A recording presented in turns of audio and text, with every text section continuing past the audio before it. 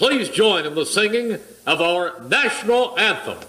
Representing the three-time Stanley Cup champion New Jersey Devils, Arlette.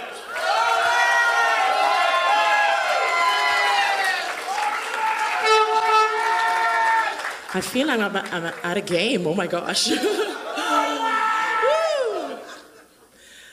Oh, say, can you see by the dawn's early light what so proudly we hailed at the twilight's last gleaming, whose broad stripes and bright stars through the perilous fight o'er the ramparts we watched were so gallantly streaming, and the rocket's red glare, the bombs bursting in air, gave proof through the night that our flag was still there.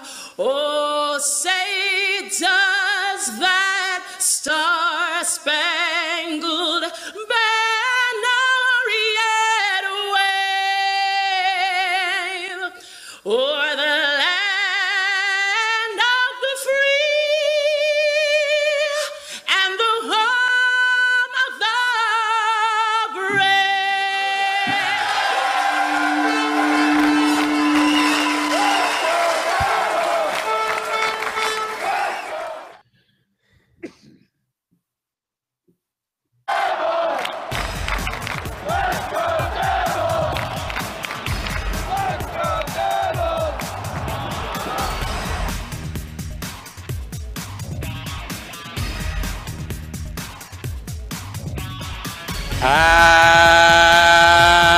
Happy Devil Thursday!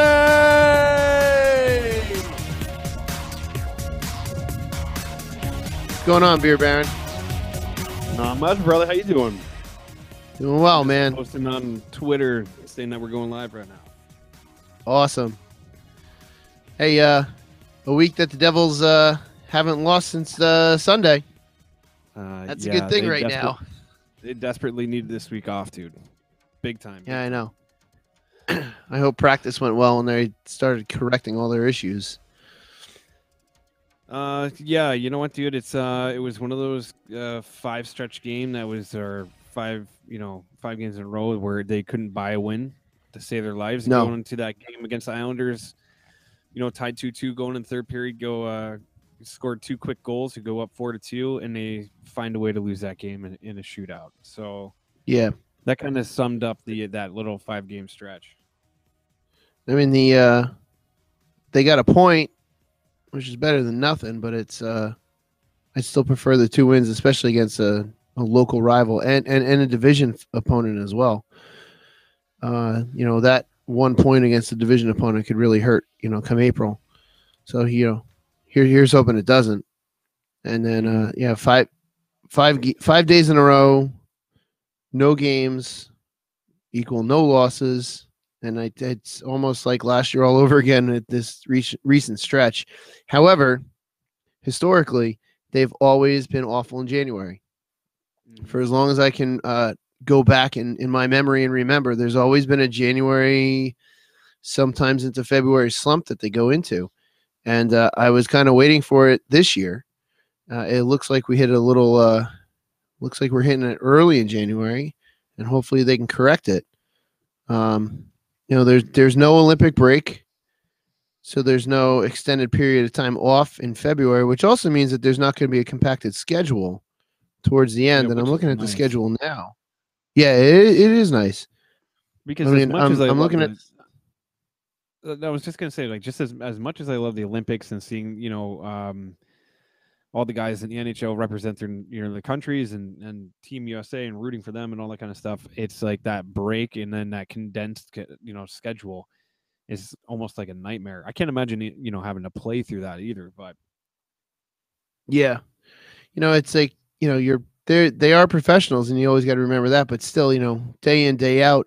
I mean, sometimes even those just those random back-to-backs that we get, Yeah, exactly. seem to take a toll on them. I mean, looking at the schedule now, it's like pretty much every other day they have a game, then a day off, game, then a day off, game. So it's really not too bad of a schedule. There's a lot at home come February, a lot of home games in February, and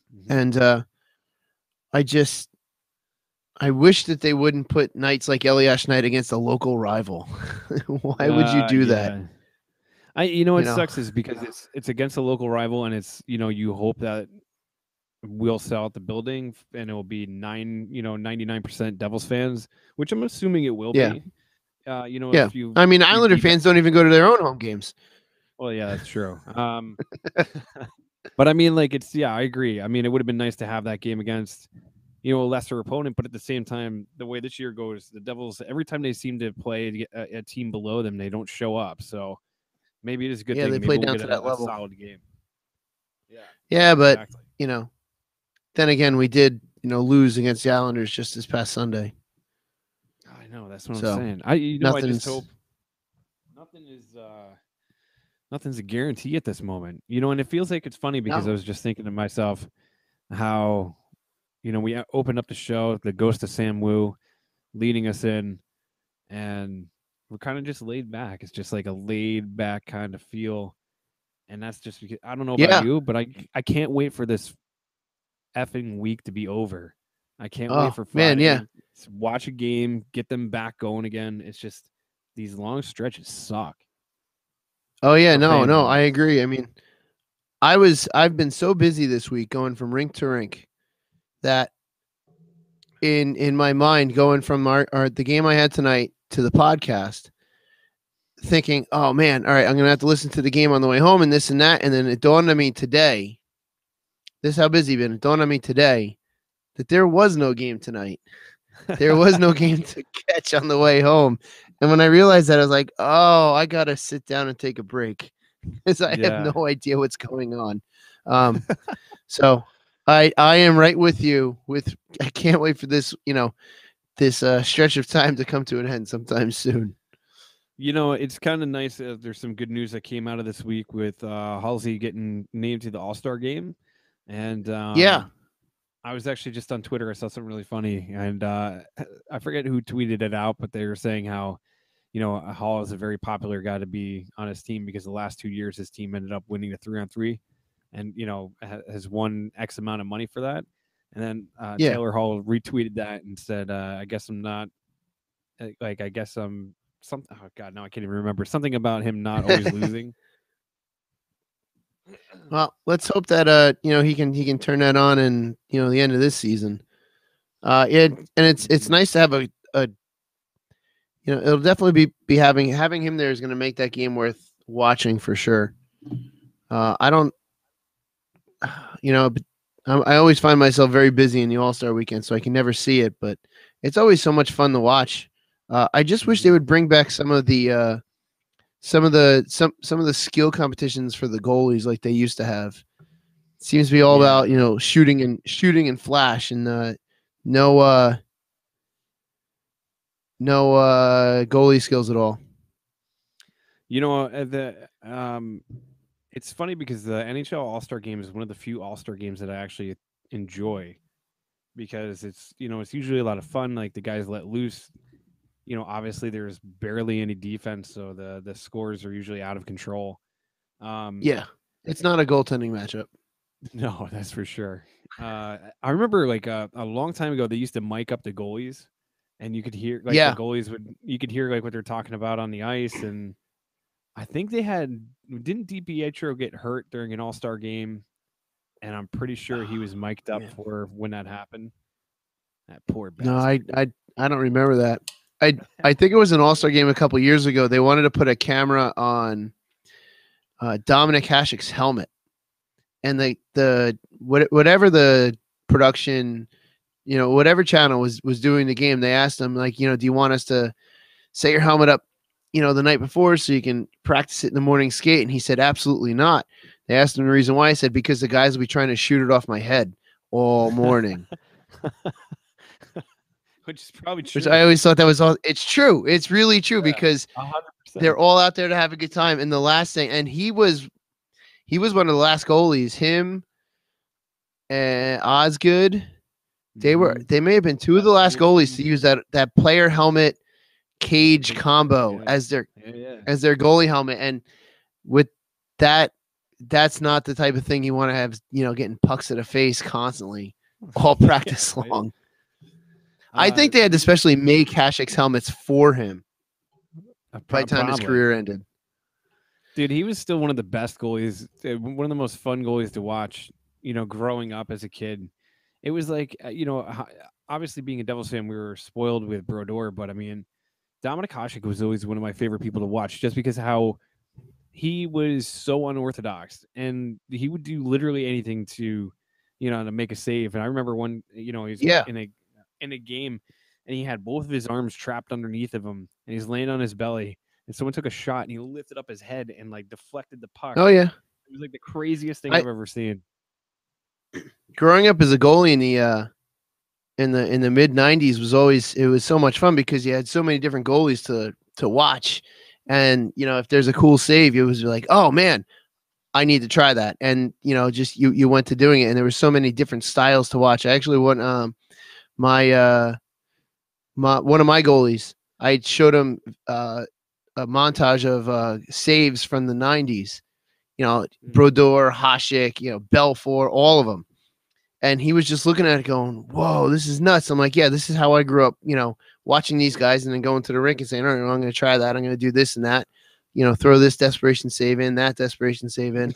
And it was just it was so much fun to grow up that way. Now all the goalies, all the stances are the same thing. They're boring and, they still make awesome saves. I'm not going to take that away. Goaltending is still, it's better than it's ever been, but everyone is pretty much a very similar style. It's not like it was, where everyone was different. Do you find yourself being a little bit biased when you see, let's say there's a top 10? Do you find yourself being biased where you would rather see like the top 10 saves in the NHL right now or the top 10 like dazzling goals? Absolutely. I would rather see 10 saves. I would rather see 10 awesome saves than watch Connor McDavid dangle through the middle and just put one top corners on someone. Yeah. I'd rather see him dangle through the middle and then just get absolutely stonewalled at the end. But then again, when it comes to the top 10 on ESPN, it's about 8 slam dunks that look the same, some crazy high school play, and then maybe a hockey play, and that's all it is. And it has to be the most insane thing you've ever seen in your entire life for it to even crack that ESPN garbage top 10. But the 8 slam dunks will look exactly the same. Yeah. None of them will be any different. Yeah, or a block. Right? I'm like, dude, pretty routine play, bro. I mean, I just think seriously. I saw Connor McDavid undress somebody in the middle of the ice and then put the puck between his legs and, snipe out some goalie. And you're going to put up some, LeBron James dunk that he's done 4,000 times in his GD career. Oh, yeah. Not to say that I hate basketball, but I'm just, I don't like it. Yeah, I don't either. I want to bring up, and to be honest, in full disclosure, like I actually really enjoy college basketball. I can't stand the NBA. There's a lot to that. Why I can't stand the NBA. Daniel Stern has a lot to do with that, but there's I just don't like the NBA. I can sit here and watch college basketball all day. It's so much fun. It's boring. So NBA is boring. So yeah, exactly. And so Bill from the Devil's Army blog, he wrote to us and he said not to make excuses, but 2 bad offsides calls and the phantom goalie interference call sort of changed those games, especially Hall's offsides call. Dude, I've been bitching and complaining about this for that entire 5-game stretch. That first game in Buffalo where they called that play, or against Buffalo where they called that play against Hall, and then the offsides against Johansson, and then that interference call against Palmieri. Dude, I nearly put my fist through the wall. Like I'm downstairs in my house, like painting and doing stuff. They called that goal off, and I damn near put my hand through a wall. I just like so frustrating. Yeah, I mean it's the challenges in the replays. It's taking the human element out of the game. And yeah, there is some, from the goalie's point of view, for the interference call, at least there's always going to be something in front of the net, and sometimes you're definitely impeded. But um, to have these small calls that if I don't know if the ref doesn't see it right away, is it really going to be all that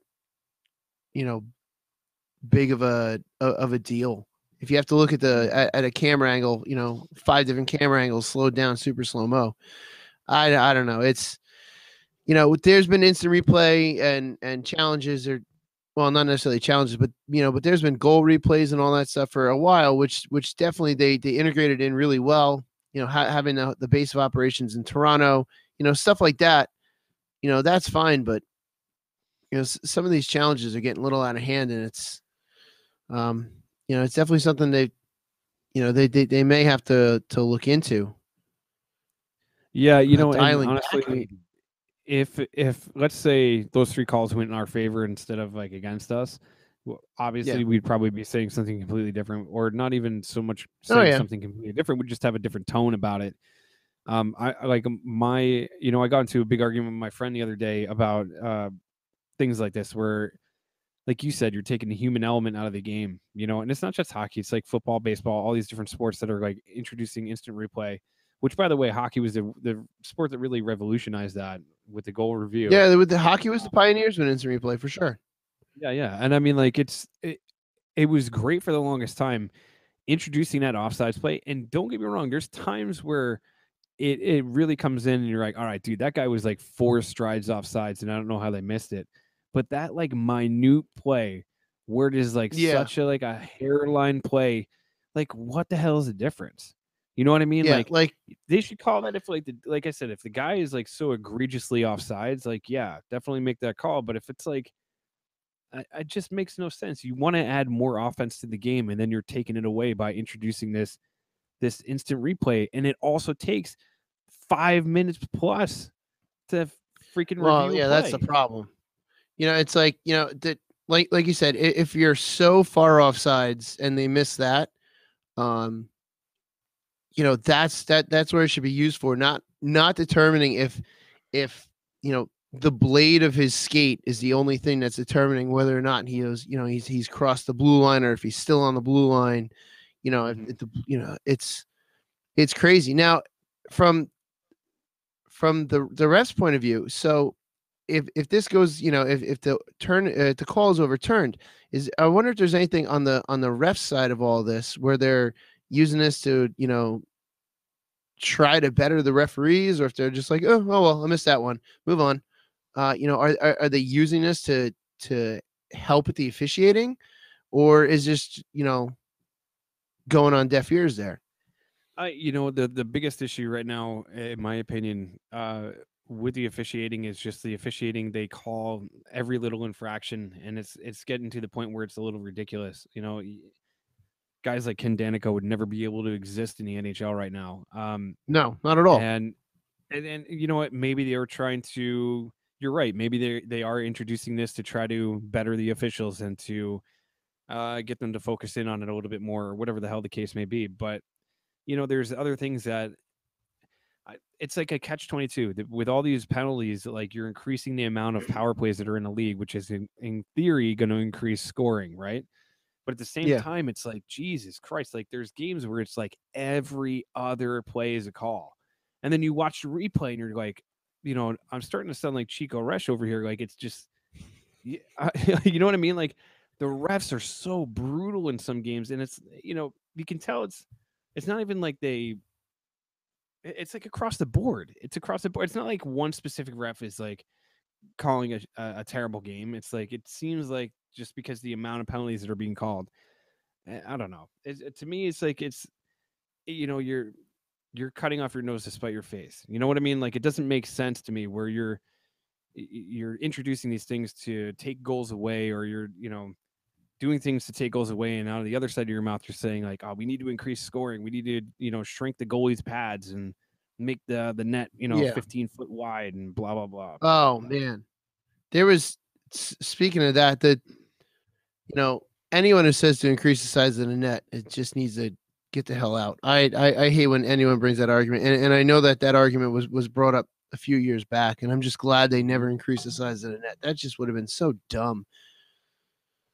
But you're right. They want to increase scoring, but then they're calling every, what seems to be every little ticky-tack penalty. Why don't you just go to a Mites style of play where, it's like, okay, well, the home team's down for 2 minutes, and after that play, 5-on-5 for 2 minutes, blow the whistle. Okay, the away team now has a penalty. It's like, or the home team has a penalty. Let the away team go on the power play. It's too much. It is, and it's like, not for nothing. If you watch a game, and it's not even so much, I guess the counter argument would be like, well, you have more power plays, so you're going to introduce more scoring opportunities, and you're going to give more special teams, the big guns like an Ovechkin more chances to score and all that kind of stuff. But at the same time, you're just killing the flow of the game. Like, and that's one of my biggest gripes is it just kills the flow of the game. Like the reviews, the constant penalties and stuff like that. And there's like inconsistencies. And that's another thing that drives me crazy. Like 1 minute that's a penalty. The next, like I saw a hit from behind, and this was really apparent last year. Do you remember in that Capitals game against the Devils when John Moore got hit from behind, or he was facing the boards and he got hit in the middle of his back, and essentially it was like a textbook boarding call, and they didn't call a penalty on him, and then he went off on the stretcher and this whole big thing, and then I think it was like the next night, Nason or somebody hit some dude in the corner and then got a boarding penalty, and it was like the same. I almost dropped an F. The same freaking play. You know what I mean? Yeah, but right there, going back to the argument about the coach's challenge, there's that human element. It always sucks to see it, not getting a call and then having the same exact play be called either 5 minutes later or the next night or what have you. But that's kind of the human element of the game that they're taking out with the challenges in these replays. So, sometimes just the ref doesn't see it. And if the ref doesn't see it, the ref can't call it. So as much as it sucks, and yet for that particular instance, it led to an injury. If you're gonna let coaches challenge everything, why not let coaches challenge missed penalties? It's like right. It's like where are you gonna eventually stop at these coaches challenges? I mean, it is the human element of the game. I mean, would it? No, I'm just gonna say, just like I'm curious to see what all of our friends that are out there listening and on the Devil's Army blog and on Facebook Live, guys, chime in, tell us what you think. We'll read your comments online or on air. I'm interested to see. Like, do you think that this is impeding the game? Do you think things like the coach's challenge, are screwing up the flow of the game? And like I said, if those calls go the other way, and let's say, they took a goal away from the Islanders and they took a goal away from Buffalo and, blah, blah, blah. And we were on the opposite side of it. I'm sure I'd be singing a different tune, but at the same time, I'd still say it sucks. Like it's killing the game. Like it's just, you want people to watch. If I tuned into that game in St. Louis and watched a 5+ minute break where the players have to get off the bench and start skating around because they're they're freaking starting to get cramped up. Like, this is unbelievable. Yeah, and the game is meant to be played 5-on-5, not 5-on-4. 5-on-4 is for a penalty, a power play. That's not the way the game's supposed to be played. They're taking away from the game as well. But like you said, if they're trying to increase scoring, I don't know. I'm one of that small percentage that would rather see a goaltending battle, and if it's a game laden with just like massive saves back and forth and it ends 0-0, well, so be it. Then the goaltenders had a great game and it's 0-0. It deserves to be 0-0. I don't need to see 5-7 score lines. If I want high scoring, I'll just go watch the NBA. Bring that back up. It's like 112-98. Like it's too much scoring. It's like scoring is boring. Yeah, right. I'd much rather see like a 1-0 tight game. And I mean, usually those 1-0 tight games are super competitive and fast paced and back and forth. Not to say like a 5-4 game isn't. It's just, I don't know that, especially growing up in the, watching the Devils in the divisions that they played in, which is now the Metro, watching like Yeah. Devils Rangers, Devils Islanders, Devils Flyers, like these mid-season games that would feel like playoff atmosphere games, because it was a 1-0 duel, or a 0-0 duel, or the games are always tight and just the players going out there and you could tell they hated each other and it was like fun to watch. Not to say that that's Yeah. changed. It's just you're right. Like it's a different feel. Like the NHL in general is a different feel, and I might be on the opposite side where it's fun to watch the offense. Where I like to see guys like Tarasenko and Ovechkin and the list goes on and on and on. McDavid and all those guys, like how crazy they can just like skate up the middle and just make somebody look ridiculous and just blow on past a goalie or something like that. It's just like it's a different game. Like it's guys free. It really is. How many times do you see a dude skate across the blue line with his head down? You know what I mean? Like when Scott Stevens was playing, that would never ever happen. Like ask Eric Lindros how that worked. Yeah. For as far as Eric Lindros is, that was his own fault for that one. They're taking the enforcers out. It's basic hockey not to be to skate across the blue line on your head down. First of all, you're not looking for a teammate. You're being selfish with the puck at that point. But yeah, back when Stevens was patrolling blue lines, forget it. You would get murdered. Yeah. But however, murdered. with the way the league is now, Scott Stevens would be suspended so often for those hits. Oh God, that he would have had to change his game. I mean, in my opinion, those were all clean hits. I mean, he always led with his shoulder, not his elbow. Never left his feet. He would just obliterate people. And that Lindros hit is his own fault. 100%. Ducked his head down. But I mean, like, one of the crazy things is like, I popped in the. It was like the cassette of the 95. Yes, I still have access to watching Heaven. Yes, and watching some of the highlights. I'm like, dude, holy like like just dudes like grabbing onto people and like trying. You get trying to go through the neutral zone, and you get like grappled by people, or you get down low and you're near the goal line, and somebody be mugging you in the middle of a play, like cross-checking you in the back of the head. And it was all fine. It was all fine, like back then it was all fine. Completely different game. It's so weird. It's just crazy. Yeah, I know. It's that aspect of the game is slowly going away, in favor of the fast forwards and you can tell that's the direction the league wants to go. They want to go, fast forwards, scoring, letting these guys basically have the run of the rink and taking away that edge from the from the game. It seems what they want to do. Yeah, and I mean, like in the same sense, it's it's good for the sport because hockey purists like us, like we love those 1-0 games. We love those like tight battles and things like that. You get some guy from off the street and you bring him into a game like that. If he doesn't know all the nuances of the game, sometimes he can get lost and it's boring as 0-0, and it's like, all right, dude, so I mean, in that aspect, it's nice, and the game has grown because of that, and the NHL will never know how to properly market their players or their game in the United States, and for the life of me, like, that just how I don't know. I'm all over the place tonight. Yeah, that's fine. That's fine. I mean, like, it just never made much sense to me, like you kind of put Sidney Crosby and Alex Ovechkin out there, and every Winter Classic it's the same goddamn teams, and like they were talking about that. Yeah, I had to listen to a lot of the radio broadcasts because I was coming home from the shore on New Year's Day, and they were talking about that with the Winter Classic. I mean, again, it's going to be Chicago, and they're playing Boston for next year's. Yeah, which is cool. Like they're playing in Notre Dame, right? Yeah.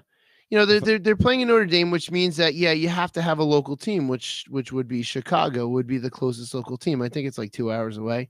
If anyone knows that better than me, correct me if I'm wrong. But okay, so you could have done Chicago, Detroit. That would have been a perfect area for that one.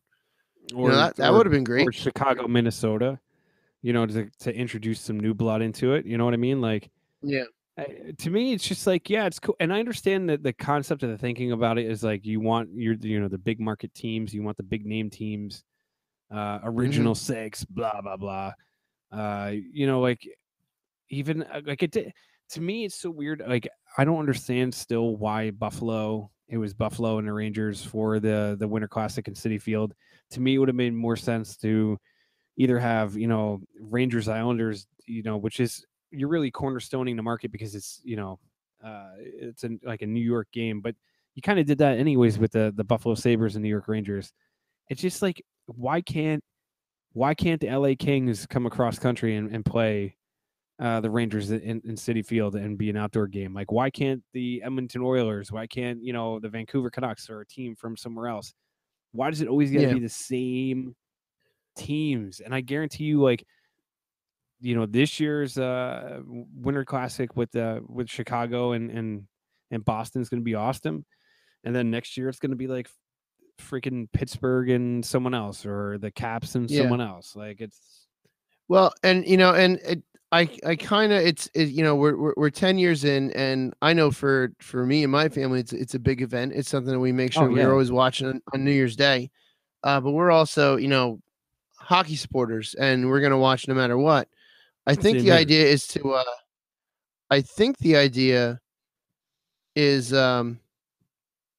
build the I guess you got to call the Winter Classic a brand, a sub brand or what have you, the NHL, build the brand to where you can just, no matter who's playing, you're going to get that viewership.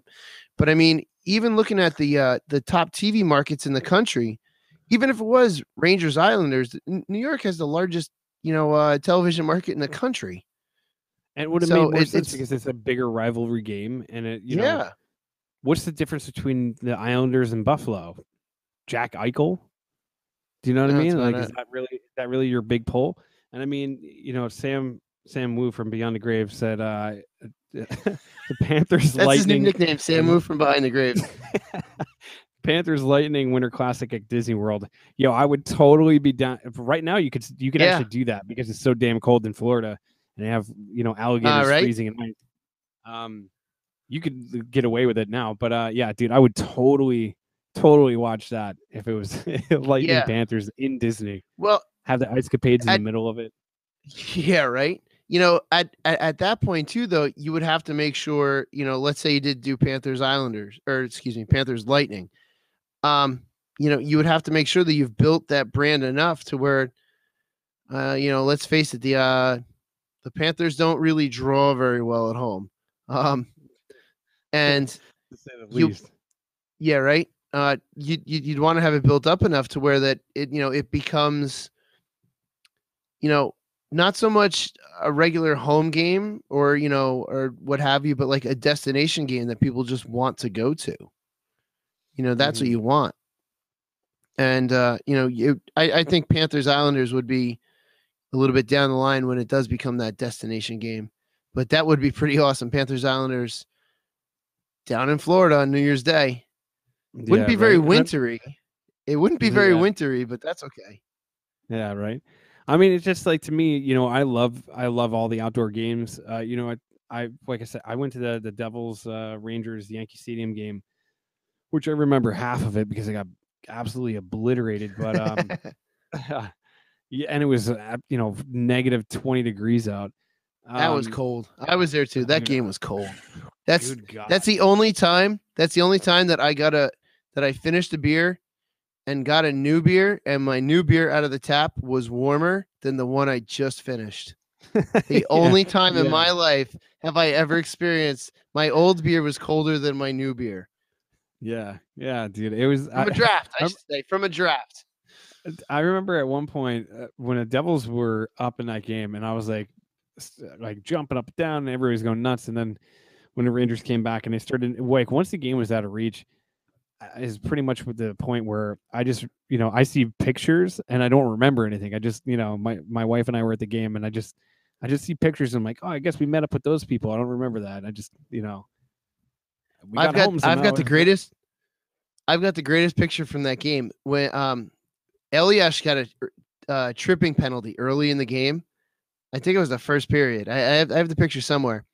Whoever was entering the penalty into the to have it come up on the big screen there at Yankee Stadium, instead of putting tripping, typed it as stripping. Elias for a short moment had 2 minutes for stripping, and I have got that picture somewhere. It's like the end of Slapshot. Yeah, right. Yeah. I heard the Titanic music. I'm assuming that's Sam from Beyond the Grave. It is. It's really funny too. Is the Devils putting up that video on Instagram and Twitter and all over the place of the Devils beating the Rangers in the shootout. And a part of me smiled and I said, "I think they're listening. I think they're listening." Yeah, right. And we've got proof that we played it first. Yeah, exactly. You heard it here first. Yes, you heard the Titanic music for the Rangers here first on the Let's Go Devils podcast. And I've still never seen that movie ever. Or do I plan on seeing that movie ever? Ever. It's funny too. Like thinking about if you could have a marquee matchup, right? Any team for the Winter Classic at any place. Which I think Michigan's Big House was like such an awesome venue to have. Yeah. If you could have any team, we'll do it this way. If you could do any matchup at any place, what would it be? And if you could do Devils, someone, somewhere, what would it be? All right. And that's a good question for everybody out there too. Yeah, let's hear your fantasy, I guess you can call it fantasy, or your ideal Winter Classic matchup and location. They could be two separate things too. Devils. You know what? I think Devils Avalanche outside in Denver would be pretty wild. Mile High Stadium. Yeah. That'd be pretty wild. I think that would be pretty wild. That that would have that, the Devils and the the original Colorado team, or the original what was at one point the original Colorado team against the current one. I think them, those two outside in Denver would be pretty wild. I think as far as a awesome location, I think Lambeau Field would be pretty wild. Yeah. For an outdoor game. That's funny as hell. That's exactly what I was going to say. Lambeau and then Field would be sweet. Yeah, I mean, the reason why it would never happen to Lambeau Field is because the Packers are too successful. There's no way they'd give up. They're still playing. There's no way. Yeah, there's no way they'd give up their. Like I guarantee that the that U.S. Canada outdoor game for the World Juniors was scheduled, and they're probably like, the Bills aren't going to be in the playoffs. Yeah, like not even a afterthought. All right, so Devils versus who for you? Oh my God! You see, for me, it would have to be a rivalry game, just because nothing brings out the best watching like Devils, Devils Rangers, Devils Flyers. I don't know, man. Like I think, like you said, Lambeau Field would be pretty sweet. The Vikings' new stadium would be pretty sweet. So like Devils Wild. Yeah, but that's I think that covered, right? I think it does. Yeah, because they have the Super Bowl there this year. And so like a dome field should negate an outdoor classic. There was there was that one supposed to be outdoor game in Vancouver, and they had to close the roof. What's that field up there in Vancouver? I forget. But I was hearing a story how it was, they had to close the roof, and then at that point it just became a regular game. Like that whole outdoor, feel was gone. Yeah. Maybe Soldier Field. Nashville, right? Soldier Field they did. But that may have been for the Stadium Series, not for a Winter Classic. because I think they did the Winter Classic at Wrigley. Yeah, They did a Winter Classic at Wrigley, and they may have done Soldier Stadium Field for Series a and Soldier Field, Stadium yeah. Series. Yeah, Maybe even Nashville outdoors would be cool. I'm trying to think. See, they would never be able to do it in New England because the Patriots are always playing in the in the playoffs. Yeah. I'm trying to think of like just cool venues out in the. See, this is why we need everybody out. Well, they did that's Fenway listening in to us Boston. to chime in. Yeah, which is pretty cool. They did Fenway, which is pretty cool. Yeah. I think like some of those, Yeah. the older baseball parks. You could do whatever the hell. I think it's Target Field in Minnesota if you want to do a game in Minnesota, which is an outdoor field. I don't know. I just like there's something about that outdoor game that I absolutely love, and it feels like it's weird because they first introduced it, it was like, is this going to be too gimmicky? Like, is this going to be, like the Stadium Series? They were cool, but they felt a little. They just felt a little. It was too much. To me. It was too much. It was like there was too much. At that time, I think there was like 6 of them going on. I think Anaheim played L.A. out in California. Anaheim played somehow. L.A. at Dodger Stadium, and then we played the Rangers. The Rangers then played the Islanders, which I thought that was really dumb. The Rangers got like 2 games in a row outdoor. That may have been when Chicago played at Soldier Field. And then they had the Heritage Classic up in Canada. Yes.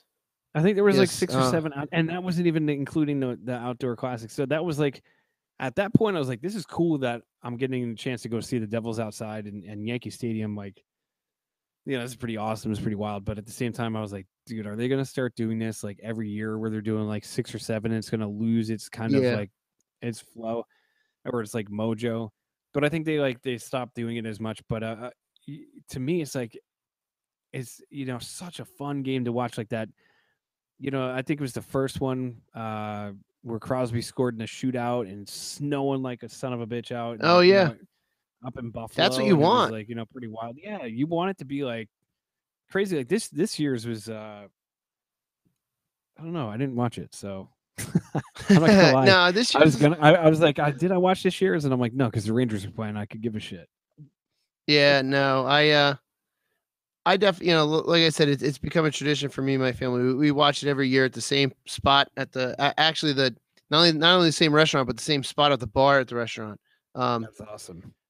Yeah, actually, just thinking about this, now it would be tough to do, just because of the NFL season, and because there's already 2 tenants there.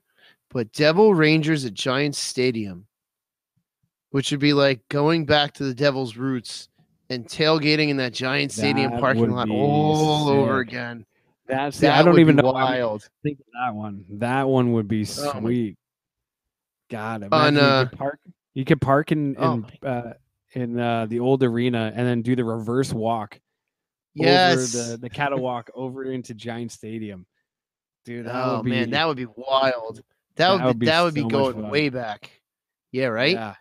But I mean, and I guess in their mind, they probably think that they wouldn't be able to sell that out. I think they could, but at the same time, damn, that would be fun. That would be awesome. That's 80,000 seats to fill, but then again, the Jets can't fill that stadium, and the Giants had a tough time at the end of the stadium. At the end of their season, filling that stadium too. So it's not like the current tenants are filling it up. I was wrong. Sam actually from the Beyond the Grave just corrected me. They did do a Gillette Stadium Winter Classic in 2016, so I was wrong. Thanks. I don't know why I don't remember that, but and the Ghost of Sam also suggested Penguins Flyers at Happy Valley out there by Penn State, which is probably going to happen sooner than later. They did Penguins Flyers. I heard rumblings of that. Yeah, I did hear rumblings of that. So that would be that like mid-state Pennsylvania, that Keystone State rivalry. That would be right in the middle. That would be a big deal. Even though I'm not a fan of both those teams, that would maybe be worth going to. The Keystone. Sam from Beyond the Grave decided to call it the Keystone Cup, but I'm sorry, Sam. That's already a prestigious competition, which has been on hiatus for a few years, soon to make its return. So that name cannot be used for that rivalry. I am putting my foot down.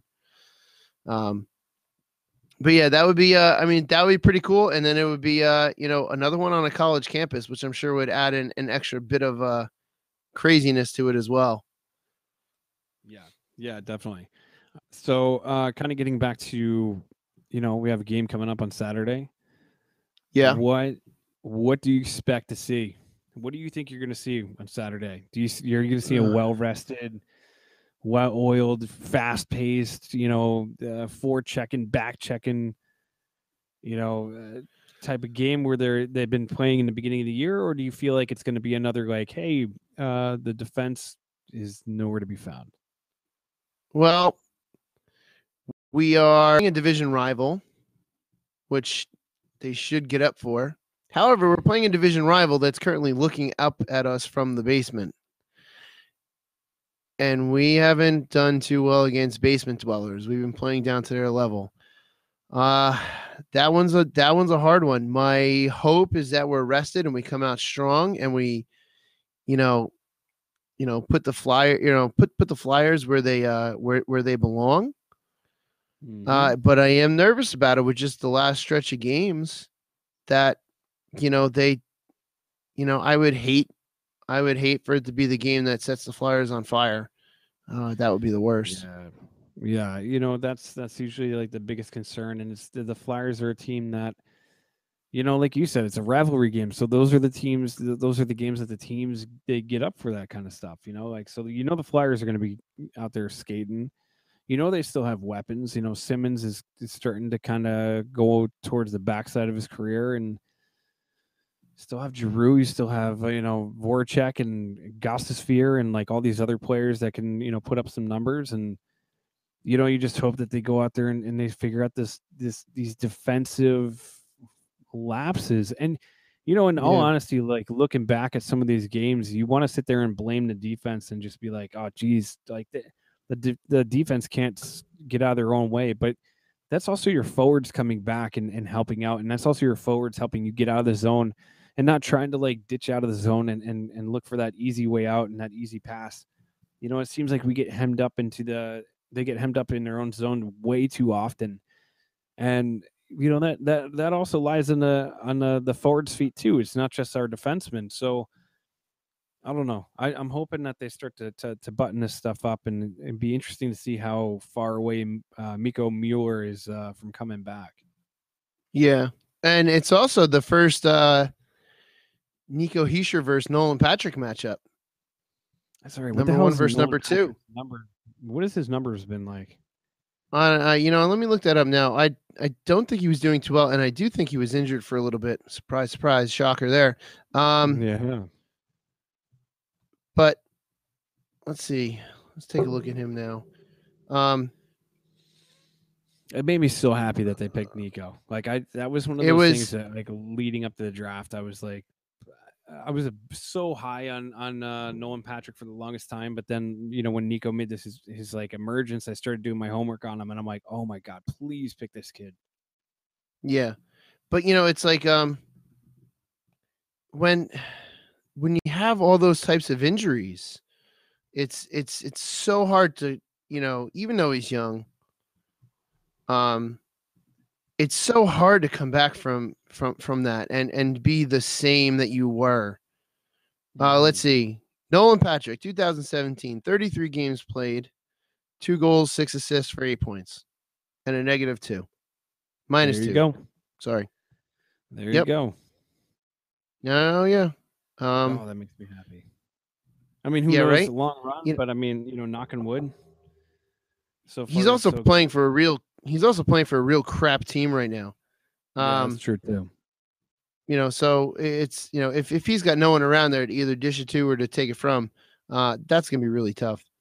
Mm-hmm. And then again, Nico, 8 goals, 18 assists. Wow, I didn't realize he had that many assists. Yeah, that's wild. They picked the right guy. They really did.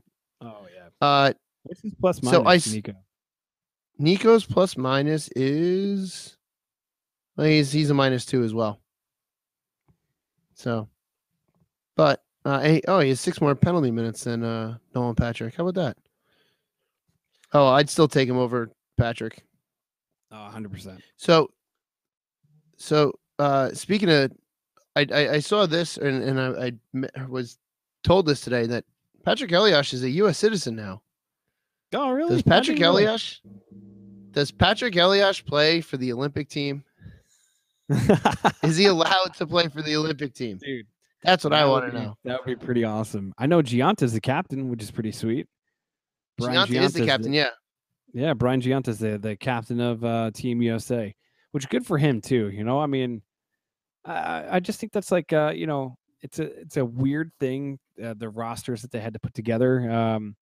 There's a lot of guys that had a couple cups of coffee in the NHL, or you know, Brian had a pretty damn good career in the NHL. So, you know, it's good to see that he's going to be representing the country. So, yeah, and I'm kind of excited to see this edition of the Olympics with, you know, sort of the no-name guys. You know, none of the NHL guys, and then you know, I'm not familiar at all with the KHL, so you know, any of those big name players from there, I wouldn't know. No, I know that there's the ban.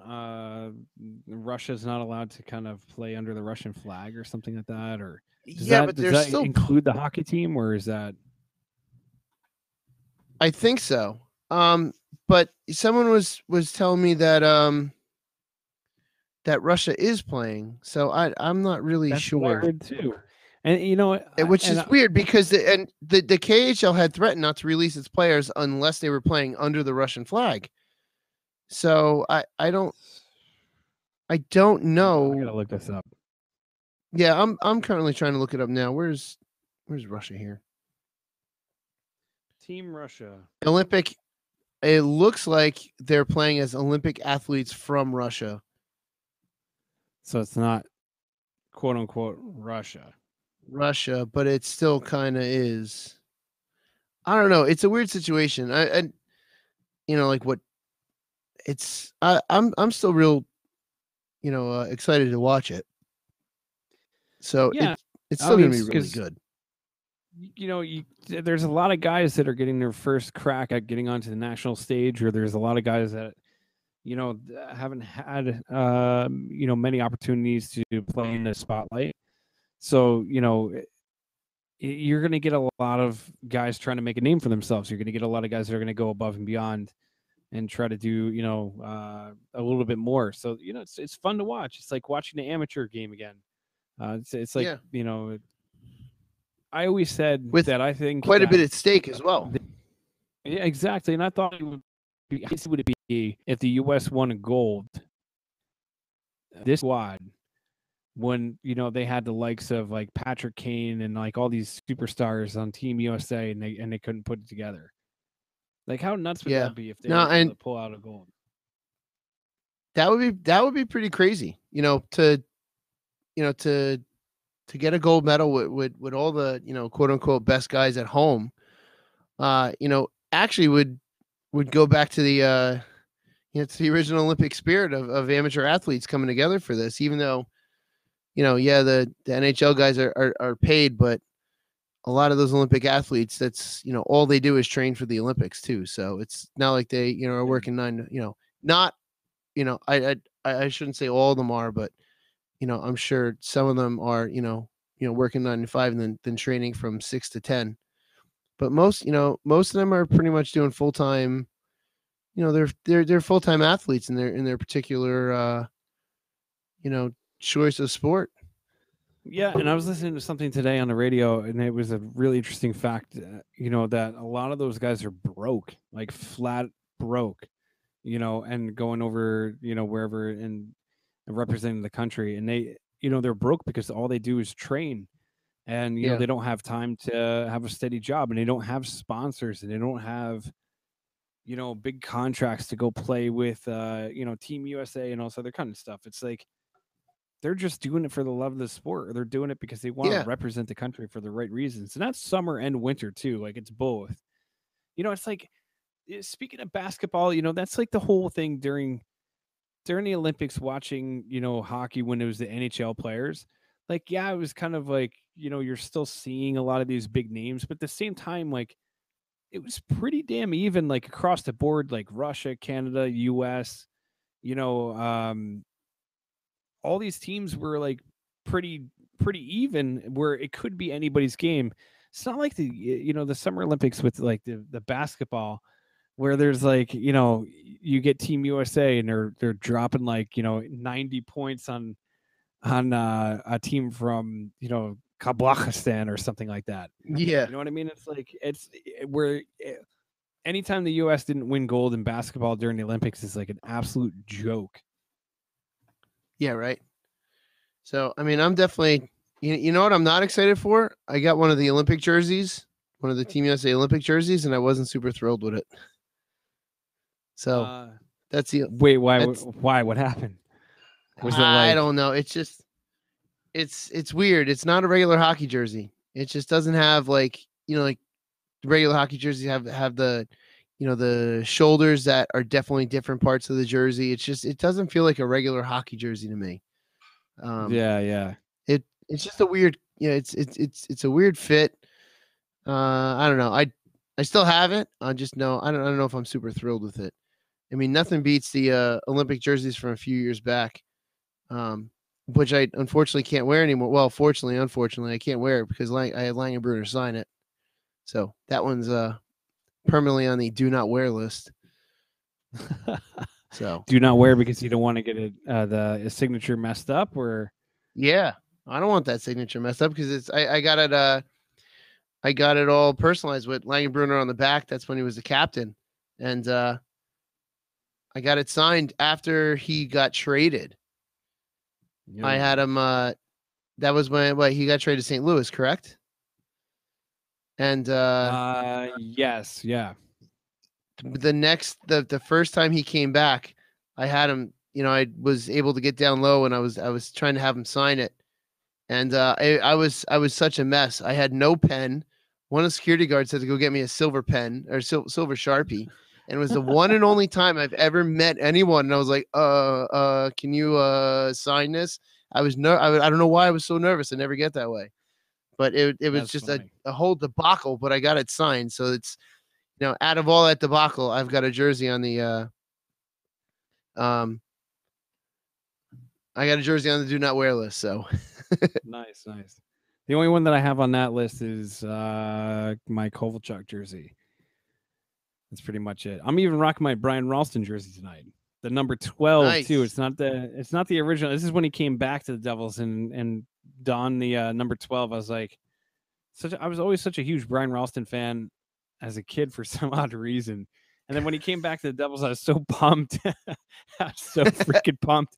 And I was like, I want to get a jersey with because everybody had like a Brody jersey or, Stevens or Danico. And I was like, I want to get somebody different. And I went out and got a Brian Ralston jersey for some bizarre reason. And for the longest time, I was like, I hope somebody takes over the number 12 and becomes a superstar. I was like really hoping Reed Boucher would do that so I can change the nameplate off. But, now it's to the point where I'm like, it's going to be a Rolly jersey forever. Yeah. The one jersey I always wanted but never got was a Terreri 31. Which I realized I could probably do with a red and green jersey and probably look really awesome. But yeah, scary Terreri, man. Yeah, I know. Because he was the first game I went to was Devils Bruins and he was in net, and I was like, and I was just like beginning to be get into hockey and I was learning to play the position, and he was the goalie I saw first, and I was like, oh man, that's awesome. And it was I loved him from that point on, and I wanted that Terreri jersey, and then that was I think that was 94. Yeah, that was 94. And then we went the rest of the way. And then Brodeur just became the star from there on out. Yeah. Dude, it's crazy. Like I think about how many Devils jerseys I have, and I got a new one for Christmas, and I don't even want to say how many I actually have now. It's a lot. But a good majority of them are actually Elias jerseys. And I'm like I'm pretty pumped. I'm pretty pumped for his retirement game. I got to say, it's funny because, I think I have like 4 different Elias jerseys, but they're all like different types. Like one's the throwback from the first year they did the throwback jerseys. And one's like the all black jersey, which I thought would always make a cool third jersey. But, hey, dude. Yeah, I wish they would do that. Show. Yeah. And, the Devils haven't lost since Sunday, so that's a good thing. And here's hoping they do better this week. Heck yeah. You know what? I have a feeling that they're going to come out flying, put it hurting Against on the the Flyers. Flyers, and yeah, exactly, and get back into the winning it's- column. And And it's Chico Resch stick night, mini stick night, Chico Resch mini stick Damn. night on Saturday. I wish there was a way I could get my hands on one of those because I'm not going to be able to go. To the Yeah, I game, so know. gotta get- I got my hands on a Brodeur mini stick. I got to work on getting that Chico Resch. I got to check in on my Flyer fans, Flyer fan friends that might be going, see if I can get that from them. There you So. go. Oh, well, I hear the music. I guess that means we're out. That means we're out. So- we're out of time. So next Thursday night. Hopefully Thursday night talking we'll be about back. how, Post game next Thursday night is going to be post game since we have since we're playing. Next Are we? Thursday we're against Washington, so we'll do post game here on the Let's Go Devils podcast. hey, there you Beer go. Baron, it's been fun. Heck yeah, dude. And until next Thursday, let's go Devils.